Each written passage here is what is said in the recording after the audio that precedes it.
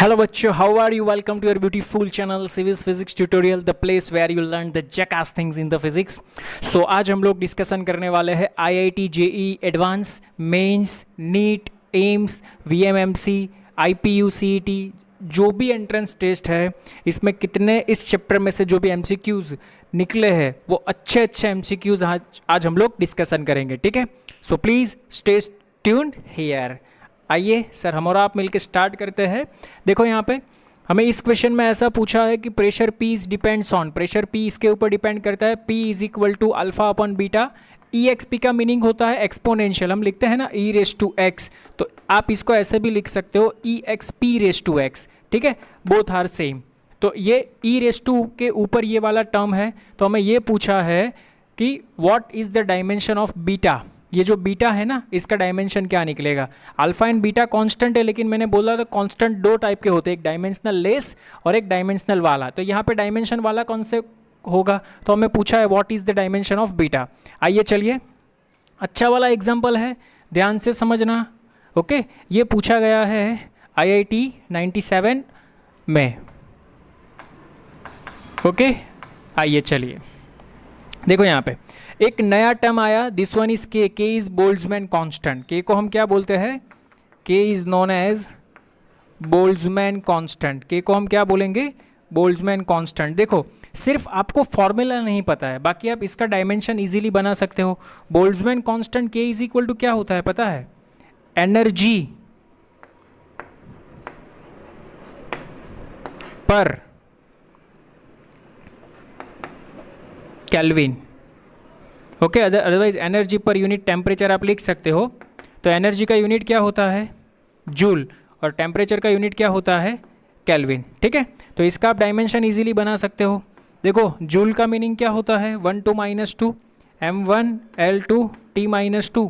Kelvin तो यहाँ पे टेम्परेचर थीटा में दिया है, थीटा सिंबल यूज़ किया है, तो थीटा ऊपर जाएगा, तो हम क्या लिख सकते हैं, थीटा इनवर्स। तो ये देखो मुझे मिल गया के का डायमेंशन। किसका डायमेंशन मिल गया, बोल्ट्जमैन कांस्टेंट के का डायमेंशन। अभी एक चीज़ ध्यान में रखना, इस टाइप का कोई भी एग्जाम्पल आए, ई रेस टू कोई term, sine raise to, sine के ब्रैकेट में कोई टर्म आए, ट्रिगोनोमेट्री कोई भी फंक्शन हो उसके ब्रैकेट में कोई भी टर्म आए, तो ये सभी क्वांटिटीज डायमेंशनल लेस होती है। क्या होती है, डायमेंशनल लेस।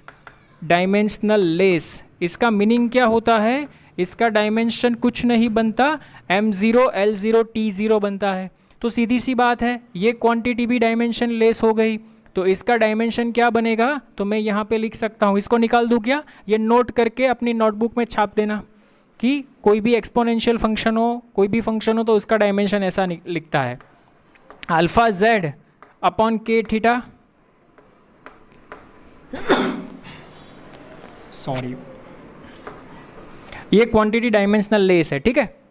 तो इसका मीनिंग क्या हुआ, दिस वन इज 1, अरे कुछ भी ना हो तो 1 होगा, तो यहाँ से देखो मुझे अल्फा मिल जाएगा, alpha is equal to what, K theta upon Z। देखो बोल्ट्जमैन कांस्टेंट का फॉर्मूला मेरे पास है, ये रहा, क्या है, M1 L2 T-2 और थीटा रेस टू -1, ठीक है, इनटू ये थीटा तो है ही, डिवाइडेड बाई Z। Z क्या है, तो Z डिस्टेंस है, डिस्टेंस का क्या बनता है, डिस्टेंस का बनता है 1। तो देखो मुझे अल्फा का डायमेंशनल फॉर्मूला मिल गया, क्या मिला, M1 L1 T-2, ये तो कैंसिल हो जाएगा, -1 पावर +1 पावर कैंसिल।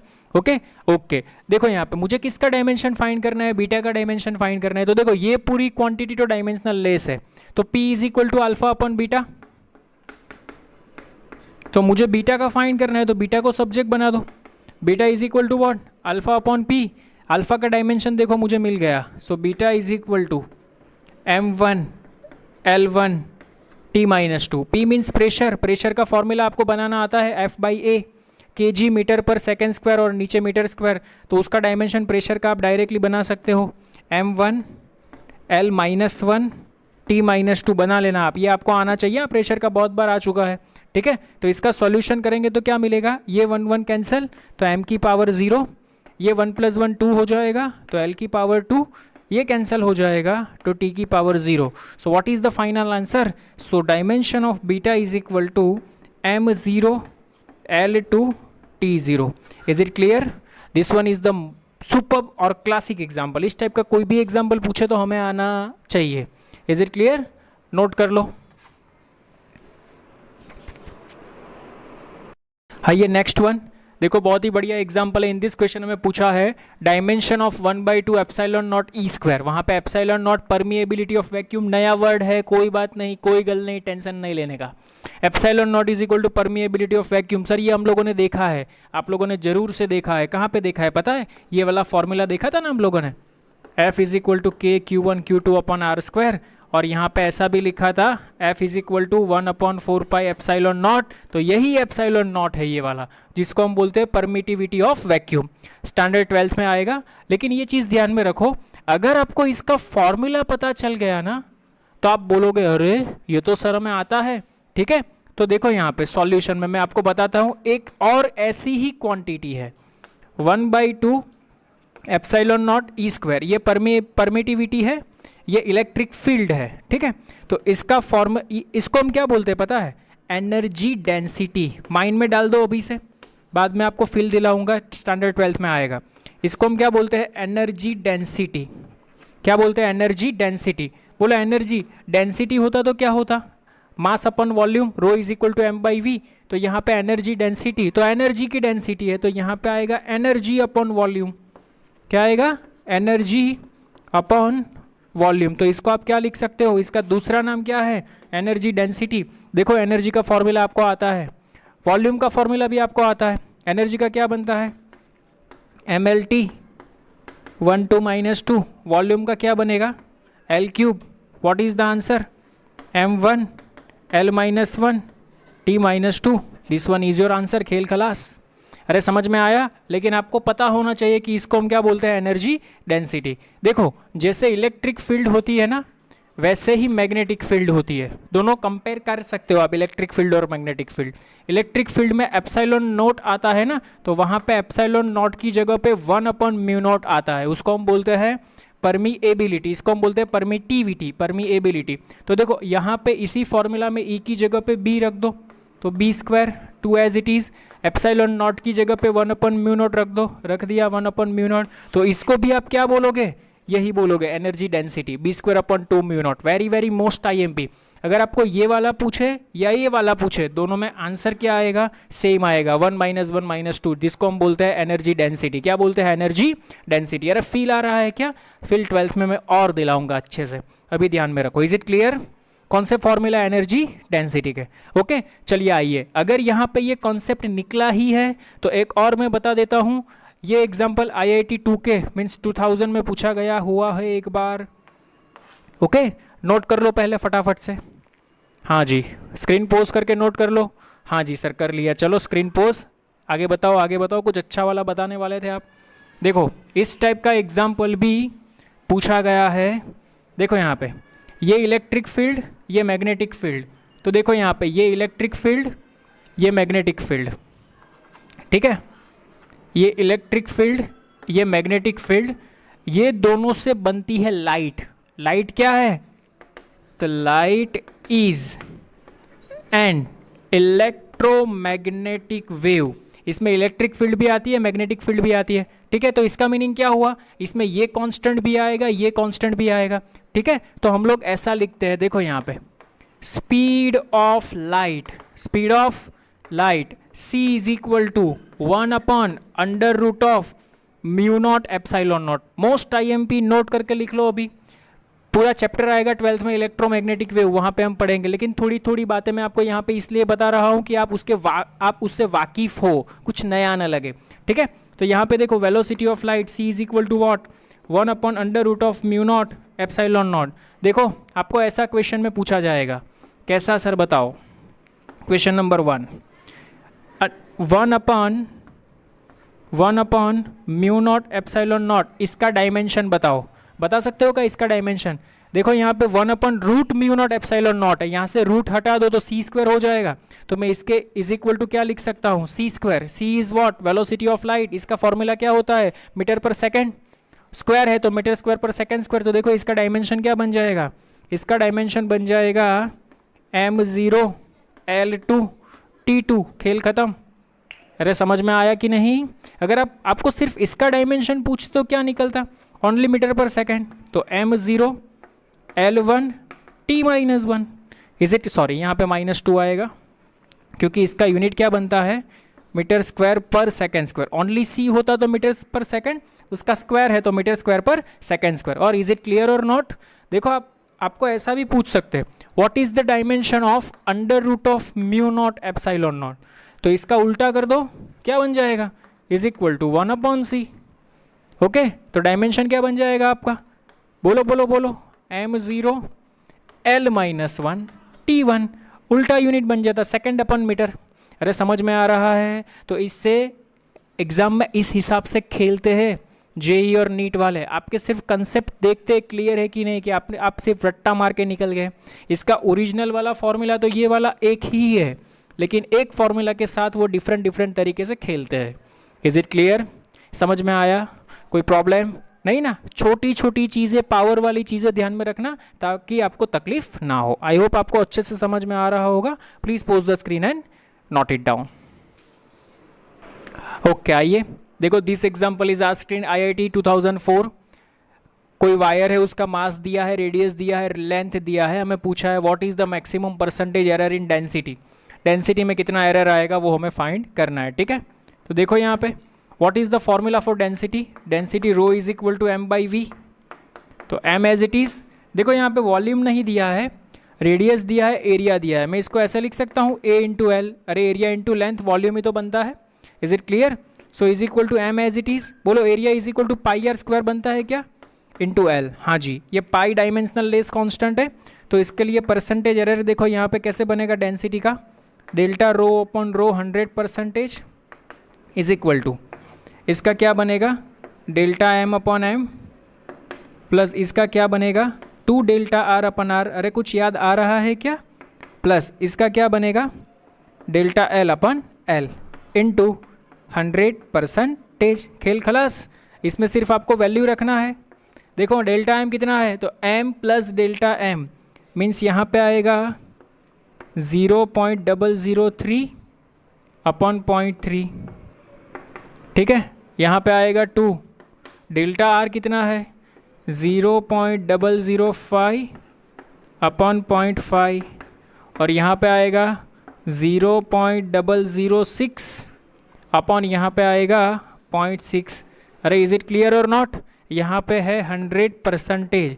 एक चीज़ अगर आपको यहाँ से पता चल रही है तो देखो यहाँ पे अगर 100 को मैंने मल्टीप्लाई कर दिया तो यहाँ पे बन जाएगा 0.3, 0.3 अपॉन 0.3 कैंसिल हो जाएगा, तो यहाँ पे बचेगा 1%, प्लस अगर मैंने 100 को यहाँ पे मल्टीप्लाई कर दिया तो यहाँ पे बचेगा 0.5, 0.5 से 0.5 कैंसिल हो जाएगा, तो यहाँ पे बचेगा 1, 1 प्लस 2, तो यहाँ पे बचेगा 1 इंटू 2 2%, यहाँ पे 0.6 बचेगा, 6 से 6 कैंसिल, तो यहाँ पे भी बचेगा 1%।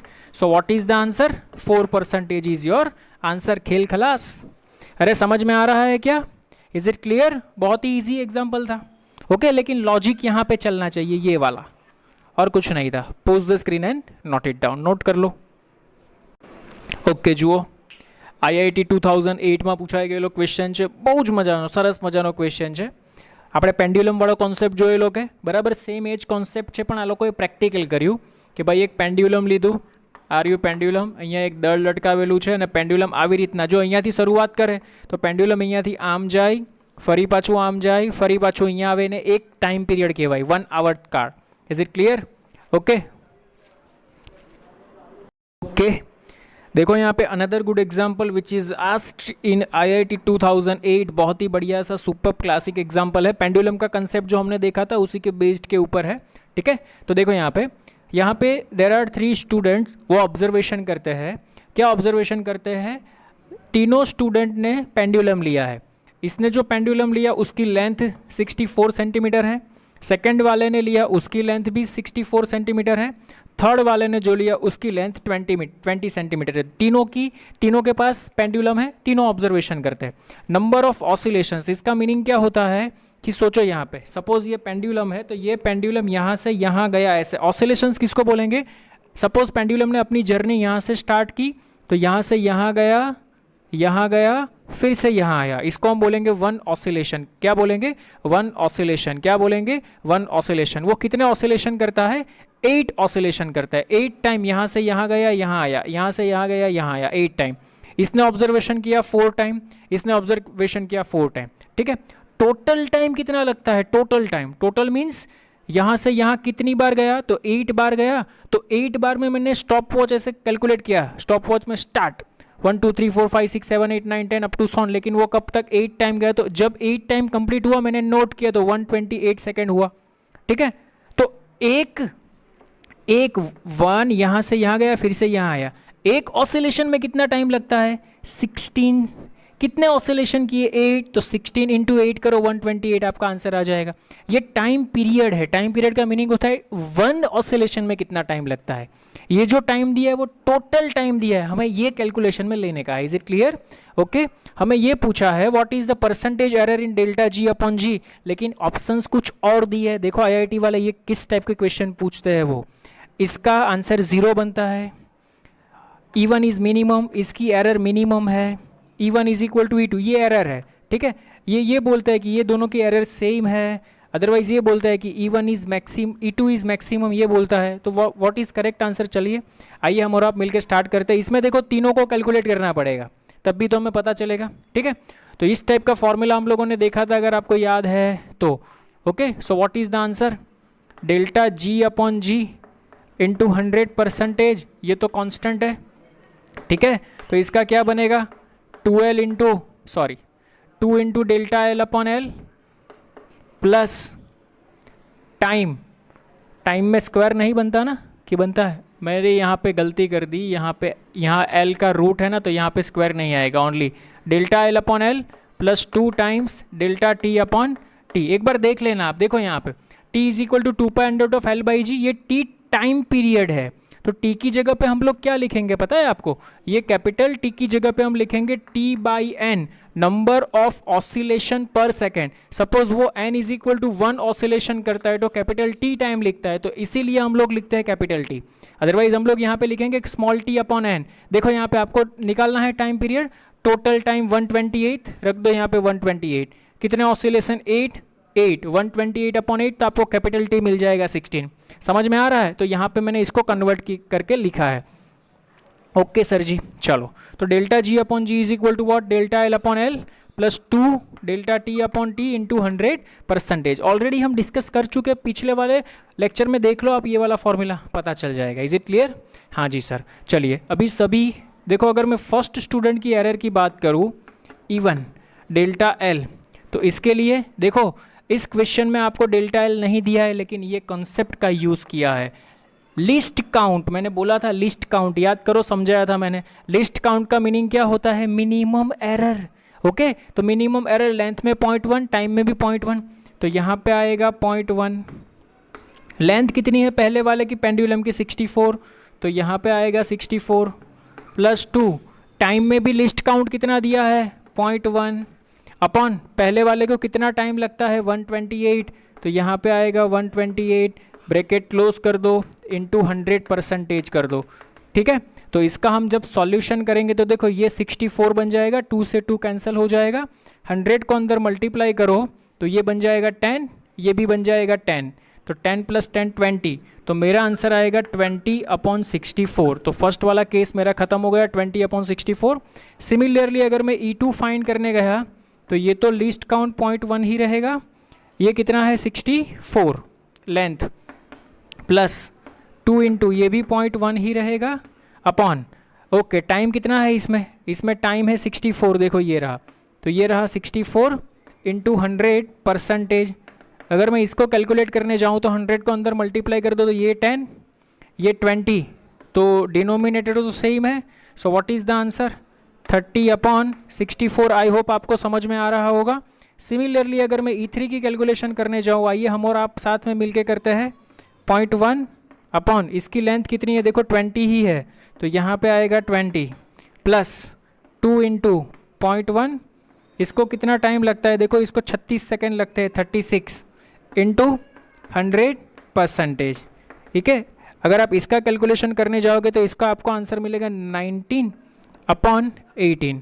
तो यहाँ से आपको पता चलता है कि किसका डिनोमिनेटर ज़्यादा है। तो इसमें डिनोमिनेटर ज़्यादा, इसमें डिनोमिनेटर ज़्यादा, इसमें डिनोमिनेटर कम। इसका मीनिंग होता है कि ये वैल्यू बड़ी हुई। तो देखो यहाँ पे पहला ऑप्शन तो गलत हो गया, दूसरा ऑप्शन भी गलत हो गया, दोनों का आंसर सेम नहीं आता है। तीसरा ऑप्शन भी गलत हो गया, E2 इज मैक्सिमम, वो भी नहीं है। तो which one is correct? E1 is minimum. और आप चेक भी कर सकते हो 20/64 तीनों में आपका आंसर मिनिमम आएगा। Is it clear? समझ में आया? गुड क्वेश्चन था। IIT 2018 में ये पूछा गया था, प्रैक्टिकल के बेस के ऊपर था। डेटा आपको गिवन है लेकिन आप इजीली सॉल्व कर सकते हो। ये वाली चीज़ समझ में आई आपको? कैपिटल टी क्या होता है? कैपिटल टी मीन्स सपोज आपका पेंडुलम है वो यहाँ से यहाँ गया, फिर से अपनी मेन पोजीशन पे एक चक्कर लगा के आ गया, उसको हम बोलते हैं कैपिटल टी।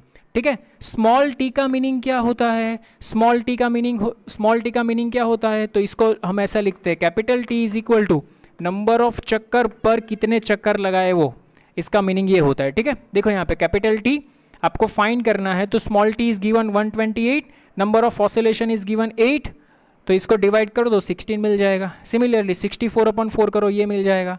36/4 करो, ये मिल जाएगा। Is it clear? ओके। ये एक चक्कर का टाइम बताता है, cap small T total time बताता है। Is it clear? बोलो कोई प्रॉब्लम नहीं ना? Good question, pose the screen and note it down. देखो ये क्वेश्चन AIEEE 12 में पूछा है। देखो एडवांस के क्वेश्चन जब हम सॉल्व करते हैं ना, तो AIEEE JEE मेंस है वो पहले AIEEE थी, तो उसके क्वेश्चंस थोड़े से इजी लगते हैं। ठीक है। If percentage error in the current end voltage is 3%, तो देखो यहाँ पे, ठीक है, तो हमें दिया है delta V/V into 100% is equal to 3%, और डेल्टा I/I वो भी हमें कितना दिया है? वो भी हमें दिया है 3%। हमें ऐसा पूछा है what is the percentage change in resistor, तो इसमें हमें ओम्स लॉ आना चाहिए, बिकॉज इसके पास एक ही रिलेशन है। देखो रिलेशन नहीं दिया होगा तो हमें रिलेशन याद होना चाहिए। ठीक है। सर्किट में से करंट फ्लो कर रहा है, तो V इज इक्वल टू क्या होगा? IR। तो R इज इक्वल टू क्या बनेगा? V/R। तो देखो बहुत ही हलवा सा क्वेश्चन है। Delta R/R into 100% is equal to, division rule लगा दो इसमें, delta V/V plus delta I/I into 100%। इसकी परसेंटेज एरर दी है 3 और 3। What is the answer? 3 + 3%, so 6% is our answer. बोलो इज इट क्लियर? कोई प्रॉब्लम नहीं ना? आई होप आपको अच्छे से समझ में आ रहा होगा। Please pose the screen and note it down. देखो ये क्वेश्चन है ना, बहुत सारी एंट्रेंस में पूछा है, कुछ भी पूछते हैं क्वेश्चन यही रहता है। फाइंड पूछते हैं, find the dimension of A, find the dimension of B, find the dimension of A into B, A/B। Sir ये क्वेश्चन तो हम लोग देख चुके हैं, सही पकड़े हैं, नोटबुक रिफर करना। डिट्टो यही क्वेश्चन हम लोगों ने किया है। सर इस क्वेश्चन में आपने ऐसा भी बताया था, कैसा बताया था पता है? अगर ये प्रेशर है तो ये क्वांटिटी भी क्या होगी? प्रेशर भी होगी। तो आप इसको ऐसे बता सकते हो, P is equal to A/V²। किसी भी फिजिकल क्वांटिटी में कोई दूसरी फिजिकल क्वांटिटी ऐड होती है तो वो सेम होती है, तब भी ऐड हो पाती है। अगर ये वॉल्यूम है तो ये भी क्या होगा? वॉल्यूम होगा। सर हाँ, आपने सिखाया था A is equal to PV²। अभी यहाँ पे P का डायमेंशन लिख दो, क्या होता है सर? M1 L-1 T2, और V का डायमेंशन क्या होता है? L⁻⁶। अरे मीटर क्यूब स्क्वायर है तो L⁻⁶ हो जाएगा। So what is the answer? M1 L5 T⁻²। This one is your answer, dimension of A। Is it clear? बहुत सारी एंट्रेंस में ये क्वेश्चन पूछा जा चुका है पहले। Is it clear? तो ये आपको आना चाहिए। बोलो B का डायमेंशन क्या निकलेगा? तो डायमेंशन ऑफ B निकलेगा L3। अभी इसमें कुछ भी पूछ सकते हैं, A इंटू B करो, A/B करो, अपने आप ट्राई कर लेना। Is it clear? समझ में आया? कोई प्रॉब्लम नहीं ना? Pause the screen and note it down. Good question. देखो this one is also good question. कोई पार्टिकल पे फोर्स लग रहा है, तो फोर्स क्वेश्चन में ऐसा पूछा है, force is the function of x and t। Force is the function of x and t। तो हमें ये पूछा है what is the dimension of D/B। D और B का डायमेंशन निकालो। लेकिन मैंने आपको सर आपने बताया था एक चीज़, कौन सी चीज़? अगर कॉस के बाजू में कोई भी है तो वो डायमेंशनल लेस होगा, और साइन के बाजू में कोई भी है तो वो डायमेंशनल लेस होगा। तो मैं यहाँ सॉल्यूशन में ऐसा दिखा सकता हूँ क्या, here bx is dimensional less, dimensional less का मीनिंग होता है 1, और dt is also dimensional less, इसका मीनिंग सर 1 क्यों लिखा, आप लिखते थे ना m0 l0 t0, अरे 1 तो बनता है मेरे दोस्त, उसको भी 1 ही बोलेंगे।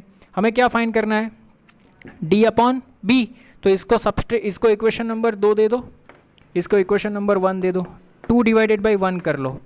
अगर मैंने 2 डिवाइडेड बाई 1 कर लिया तो dt upon B x is equal to 1, तो देखो यहाँ पे d upon B is equal to x by T बन गया मेरा डायमेंशन। क्या बना, m0, x डिस्टेंस में, t टाइम में है, वो क्वेश्चन में ऐसा बोला है, x is distance, t means time. तो देखो इसका मीनिंग क्या होगा L1, इसका मीनिंग क्या होगा t-1, यहाँ पे लिख लेना। x इज इक्वल टू क्या होगा डिस्टेंस, और t इज इक्वल टू क्या होगा टाइम। ओके, ये फोर्स है, force is the function of distance and time. Okay, तो हमें पूछा है what is the value of d upon b, तो ऐसा आप निकाल सकते हो।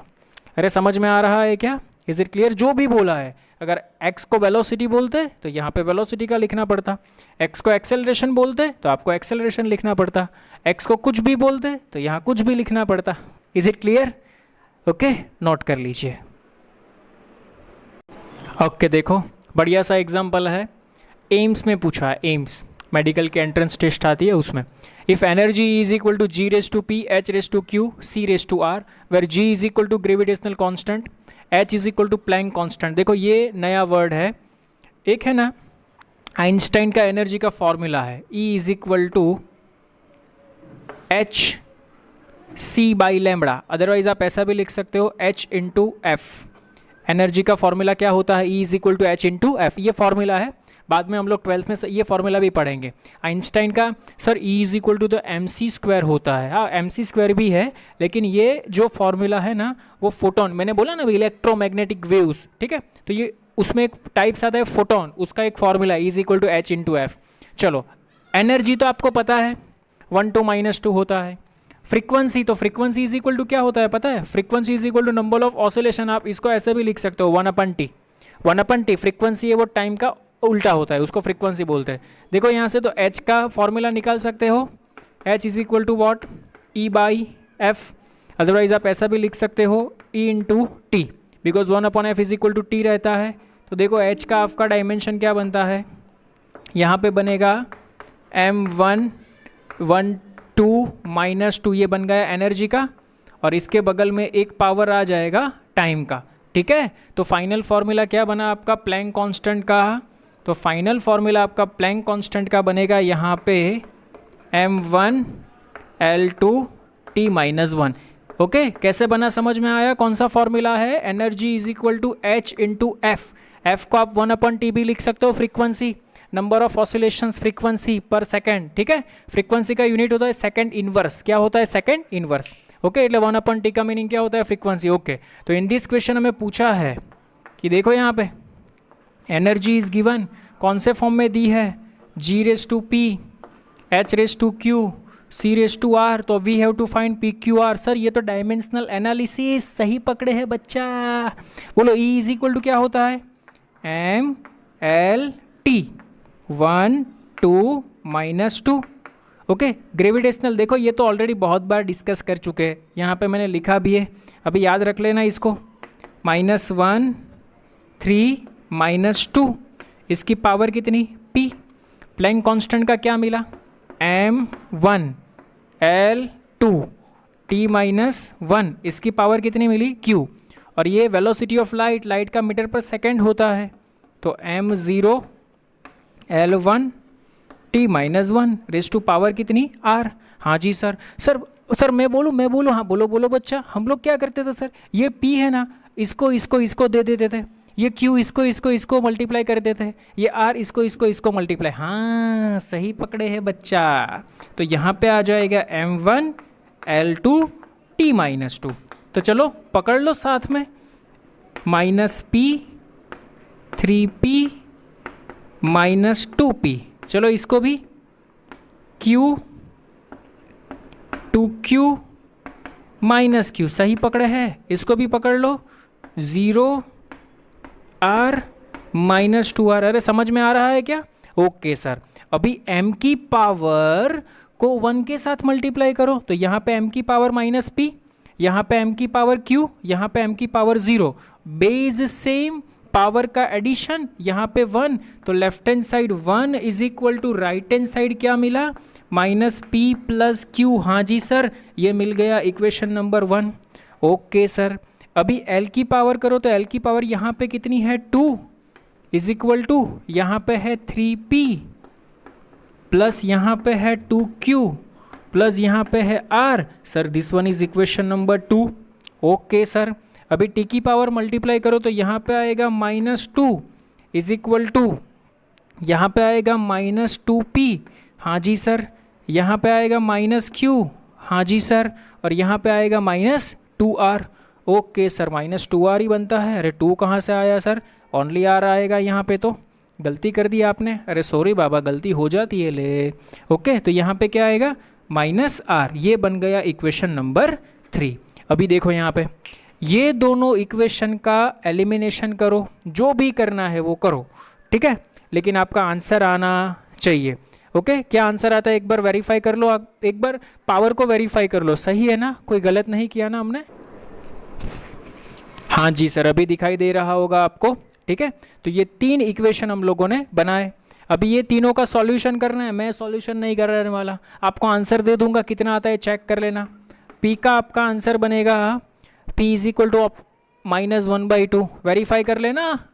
q का आंसर बनेगा 1/2 और r का आंसर बनेगा आपका 5/2। सर कैसे कर रहे हैं, हमें थोड़ी ना आता है। अरे देखो यहाँ पे, अगर ये दोनों इक्वेशन का आप सॉल्यूशन दोगे तो ये कैंसिल हो जाएगा, ये भी कैंसिल हो जाएगा, तो यहाँ पे बनेगा 0। चलो करवा देता हूँ, वरना आप बोलोगे सर आप कुछ करवाते ही नहीं हो।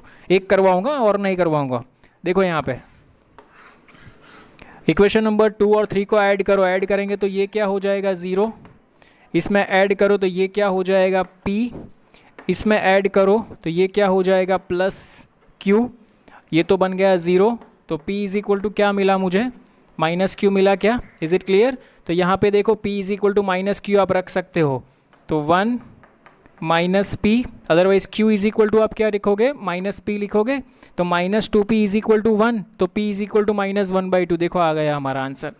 अगर p इज इक्वल टू -1/2 तो ये दोनों अपोजिट है, तो q इज इक्वल टू 1/2। अभी r अपने आप फाइंड कर लेना। Is it clear? बोलो कोई प्रॉब्लम नहीं ना? गुड क्वेश्चन था ये, अच्छा वाला क्वेश्चन, नोट कर लो। ओके आइए चलिए, एक और अच्छा सा एग्जाम्पल है, एम्स 2014 में पूछा है। देखो यहाँ पे मैं जो भी क्वेश्चन करवाऊंगा वो अच्छे अच्छे क्वेश्चन करवाऊंगा। जो भी हलवे से क्वेश्चन है वो आप अपने आप ट्राई करना, नहीं सॉल्व होते मुझे सेंड करना, मैं सॉल्व करवा दूंगा, ठीक है। देखो यहाँ पे pressure on a square plate is given P is equal to F/L², और फोर्स और लेंथ में हमें परसेंटेज एरर दी है, हमें पूछा है what is the percentage error in pressure. Okay, कोई गल नहीं, बहुत ही सिंपल सा एग्जाम्पल है। सर आप नहीं करवा रहे तो भी हम कर लेते हैं।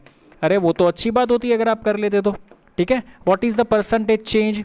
ΔP/P into 100% is equal to, sir quotient rule लगेगा। अरे वाह बढ़िया, सही बात है, आता है आप लोगों को। ΔF/F या इसका क्या बनेगा? 2ΔL/L, that's it, into 100%। Okay, so ΔF 4%, तो यहाँ पे बन गया मेरा 4% और लेंथ में 2%, ठीक है। सो 2 2 ज़ा 4 + 4, what is the answer? 8% is your answer.